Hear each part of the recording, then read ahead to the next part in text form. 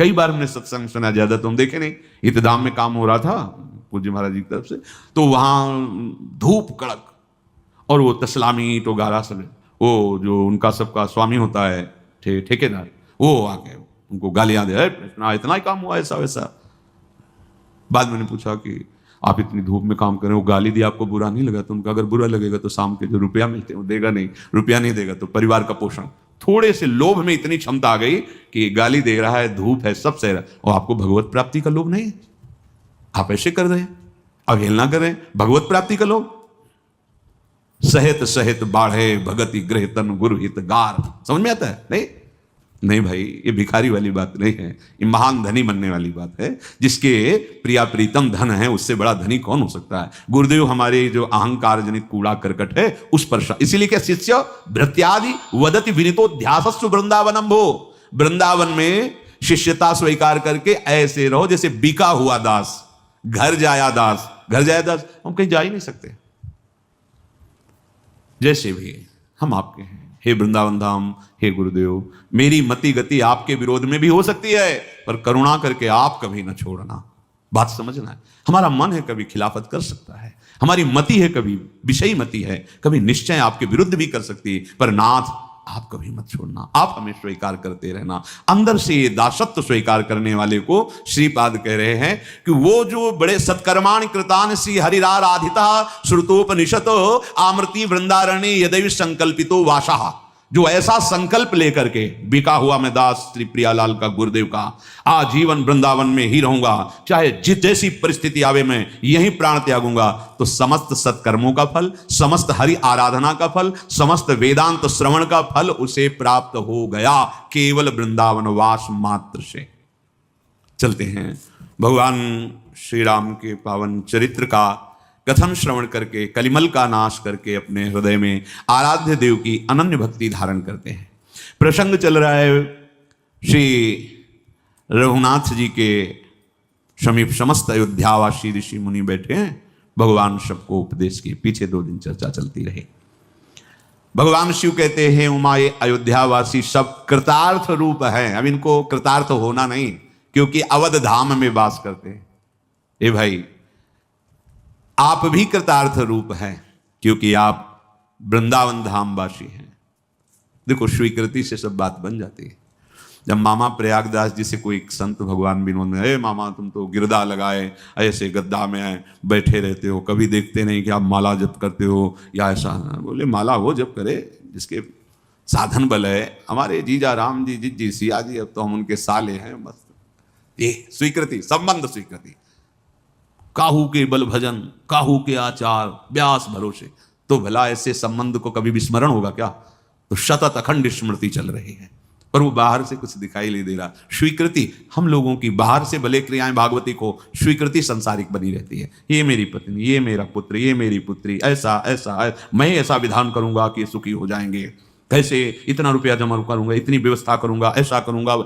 ये स्वाभाविक सोच एक ही नहीं, पूरी सृष्टि की है, पशु पक्षी की भी है। मैं ऐसा कर उस जीव की हिंसा करके उसका मांस लाके अपने बच्चे को पाऊं, पुष्ट करूं, सबकी इसी में चेष्टा चलती है। ये चेष्टा कोई निंदनीय नहीं है, ये तो विधान है सृष्टि का। अब जो विधान भगवत प्राप्ति का आया, आत्मसमर्पण का आया, वो अलग।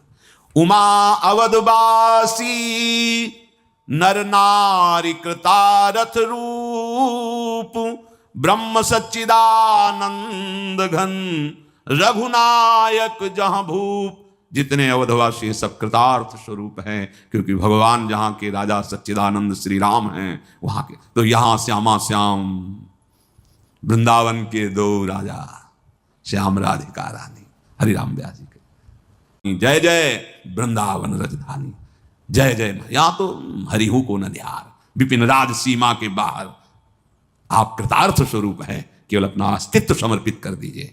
अस्तित्व अब जोई जोई प्यारो करे सोई मोहि भावे, ये अस्तित्व समर्पण किए हुए महापुरुष का हृदय है।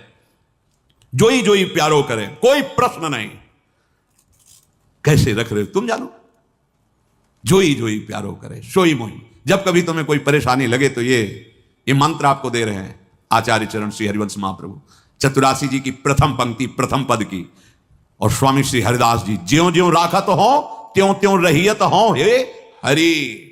कहां हो? ज्यों ज्यों राखत हो त्यों त्यों रहियत हो। महाप्रभु जो ही प्यारो करे, फिर देखो तुम्हारी गुस्सा खत्म हो जाएगी, तुम्हारा सब अंतःकरण तत्काल शीतल हो जाए। जो ही प्यारो करे सोई मोहि भाग, जैसे प्यारे रख रहे हैं। यहां बहुत सावधानी की जरूरत है। बस अगर अपना अस्तित्व समर्पित कर दिया तो धामवास मतलब कृतार्थ रूप हो गए आप। एक बार वशिष्ठ जी महाराज भगवान श्री राम जी के समीप आए। रघुनाथ जी ने सिंहासन से उतरकर प्रणाम किया, चरण प्रक्षालन किए, चरणामृत पान किया। अति आदर रघुनायक की पद पखारी पादोदक लीना।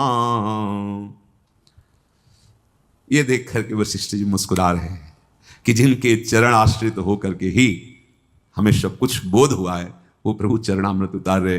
कैसी इनकी विचित्र लीला है, इन्हीं की कृपा से इनको जाना जा सकता है। हाथ जोड़ा वशिष्ठ जी ने और कहा, राम सुनहु मुनि कहा कर जोरी, कृपा सिंधु बिनती कछु मोरी। देखी देखी आचरण तुम्हारा, होत मोह मम हृदय अपारा। महिमा अमित वेद नहीं जाना, मैं के भांति कहूं भगवाना। हाथ जोड़कर कहा, हे कृपा सिंधु प्रभु, ये आपके आचरण देखकर, चरित्र देखकर के मेरे हृदय में कई बार ऐसा हो जाता है। मोह माने होता भ्रम, कई बार भ्रम हो जाता है। आखिर लोगों की चूड़ामणि परम तत्व, अब वो चरणामृत ले रहे हैं, पान कर रहे हैं, वही गिरे। देख देख आचरण तुम्हारा, होत मोह मम हृदय पर। कई बार परम तत्व सच्चिदानंद प्रभु, जहां वेद नेति नेति कह रहा है कि मैं आपकी था नहीं पा सकता, उन प्रभु को मैं कैसे। उपरोहित्य कर्म अति मंदा, वेद पुराण सुमृति कर निंदा। अब यहां विचारणीय विषय है, भगवान वशिष्ठ जी कह रहे हैं उपरोहित्य कर्म जो है ये निंदा युक्त कर्म है। ऐसा कैसे निंदा युक्त कर्म हो सकता है? ब्राह्मण के लिए तो शास्त्र में आज्ञा की गई, अध्ययन करना, अध्ययन कराना, दान लेना, दान देना, यज्ञ करना, यज्ञ कराना, ये षटकर्म ब्राह्मण के हैं। तो पुरोहित कर्म निंदनीय कैसे हो सकता है? वो तो अपने कर्म में। अब यहां जो आंतरिक बात नहीं कि आपने मानो अनुष्ठान लिया, इतने मंत्र जाप का ऐसा अनुष्ठान लिया, इस पुराण का सांगोपांग पाठ होगा, आपने अनुष्ठान लिया, आप इस ग्रह की शांति के लिए इतना इतना मंत्र, इतना पाठ, इतना ऐसा दैवी विधान जो शास्त्रीय है, आपने तो अनुष्ठान लिया, जजमान ने भेंट दी, और इसके बाद आपने सांगोपांग नहीं किया।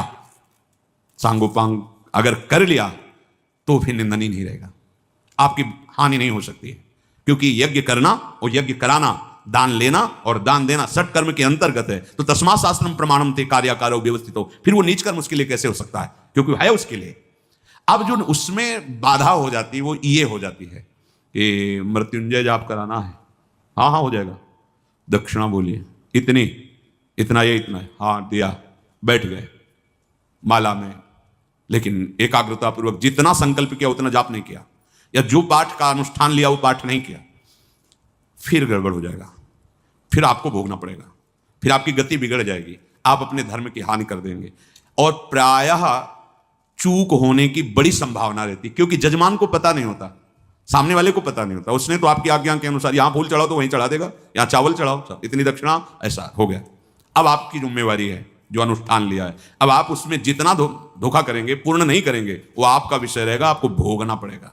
प्रायः चूक हो ही जाती है। हम जब गुरु आश्रम में पहले नैष्ठिक ब्रह्मचर्य में थे तो एक बहुत ही ब्राह्मणों के वो श्रेष्ठ जो इनके 10 ब्राह्मण अनुष्ठान में पीछे चलते थे, वो आए और कहा कि जा रहे हैं कानपुर में, अब कुछ दिन बाद मिलेंगे। वो प्राय आया करते थे क्योंकि वहाँ हमें मृत्युंजय का जाप मिला है और ऐसा ऐसा। जब वो काफ़ी समय बाद आए तो लद के आए थे, आ गए होंगे पहले, लेकिन हमारे पास जब आए तो देखा छीण का है, सब कान थे। हमने कहा ये क्या हो गया? तो उनका जब से अनुष्ठान से पता नहीं क्या हो गया, ना कोई रोग मिल रहा है समझ में, ना कोई दवा काम कर रही, हालत खराब। क्या हालत खराब हो गई? मान लो 10 लोग मिलकर के अनुष्ठान ले रहे हैं, आपको लाखों रुपया दे रहा है, स्वर्ण आदि दे रहा है, सामग्री दे रहा है, अब आपका अनुष्ठान आपके द्वारा जो, क्योंकि मुखिया आप हैं, 10 आपके अनुयायी हैं, और अनुष्ठान में जो भी कमी होगी, अपवित्रता, मंत्र की पद्धति की ना होना या उतनी संख्या में मंत्र ना हो, वो आपकी हानि पहुंचा देगा। और ये धोखा हो ही जाता है। अब किसी ने रुद्राष्टाध्यायी का अनुष्ठान करवाया या किसी ने दुर्गा सप्तशती का पाठ करवाया, अब वो जानता ही नहीं है संस्कृत। अब थोड़ी देर पूजन कराया, वो चला गया, पूरी दुर्गा सप्तशती का आपको पाठ करना है। अब 2-4 या देवी सर्वभूते, अब सुन रहा, कुछ पंडित जी कह रहे हैं, अब चले गए, पंडित जी पलटाते चले जा रहे, वो क्या पता उसको, थोड़ी देर के बाद अच्छा भाई चलते हैं, हाँ ठीक है पंडित जी, तो भेंट दे दी। अब वो जो उसमें धोखा बना, वो पवित्रता, मंत्र का उच्चारण, मंत्र का अनुष्ठान पद्धति, इसमें धोखा हो जाएगा तो फिर गड़बड़ हो जाएगा। नहीं तो ब्राह्मण के लिए आदेश, शास्त्रीय आदेश है, अध्ययन करना, अध्ययन कराना, दान लेना, दान देना, यज्ञ करना, यज्ञ कराना। तो जब शास्त्रीय आदेश है तो नीच कर्म कैसे हो सकता है? और यहां भगवान वशिष्ठ जी कह रहे हैं, पुरोहित्य कर्म अति मंदा, वेद पुराण सुमृति कर निंदा। तो निंदनीय वही कार्य होता है जो शास्त्र प्रमाण के विरुद्ध हो जाता है। तो जो उपरोहित कर्म करके अनुष्ठान पद्धति से अनुष्ठान को सम्यक नहीं करता, वो निंदनीय कार्य बन जाता है। तो बोले हमें ये ब्रह्मा जी ने उपरोहित्य आचार्य पदवी इस सूर्य वंश की पुरोहिती का काम दिया, तो मैं नहीं लेने की इच्छा थी कि ये मैं नहीं करूंगा।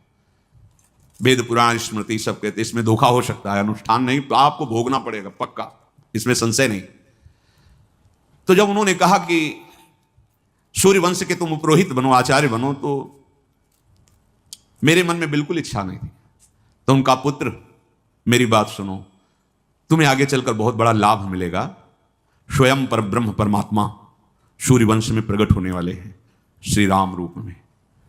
तब मैंने हृदय में विचारा, तब मैं हृदय विचारा, जोग यज्ञ व्रत दान, जा कहूं करी सुपही हो, धर्म न यही समान।